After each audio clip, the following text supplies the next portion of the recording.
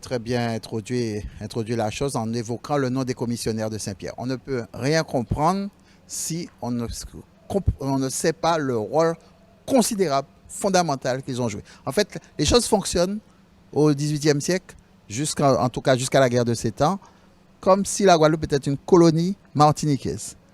Je vous donne un exemple. Quand vous avez 150 bateaux qui arrivent de France, qui vont à Saint-Pierre, en Guadeloupe, il y en a 10.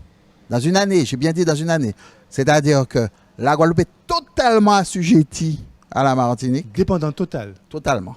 Ça s'est fait progressivement par l'échec des débuts de la colonisation, 1748. Ça a été accéléré sous le gouverneur de Blénac vers 1785. Et surtout, c'est officialisé carrément vers 1715 après le traité d'Utrecht.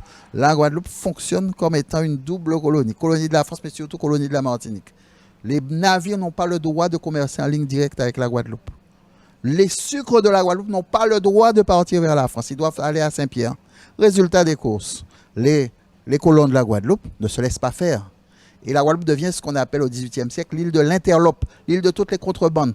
On passe son temps à désobéir à la Martinique. Les gouverneurs et les intendants eux-mêmes désobéissent à la Martinique. Plusieurs d'entre eux vont être virés pour avoir été les complices des colons. Et quel est le lieu qui va jouer ce rôle? C'est le petit cul-de-sac. On ne parle plus de Basse-Terre parce que Basse-Terre, c'est la ville administrative, c'est là que sont les administrateurs. Mais ils sont peu ou prou complices de ce système, car le petit cul-de-sac permet surtout de glisser par la rivière Salée et d'aller vendre à Saint-Eustache les sucres. Et la Guadeloupe manque de tout. Assujettie à la Martinique, elle manque de tout. Elle manque d'esclaves, elle manque de bois, elle manque de tout. C'est permanent.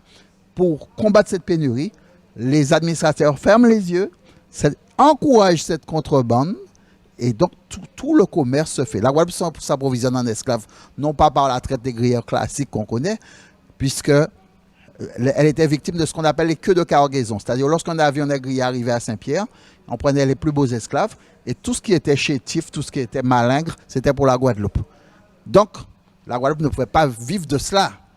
Donc, elle allait acheter ses esclaves à Saint-Eustache. Ce n'était pas forcément des esclaves de qualité non plus. Mais c'est ce qui fait qu'on a une variété d'esclaves beaucoup plus diversifiée en Guadeloupe qu'en Martinique, parce que c'était des esclaves de traite hollandaise qui venaient de toute une côte africaine, notamment beaucoup venaient du Dahomey.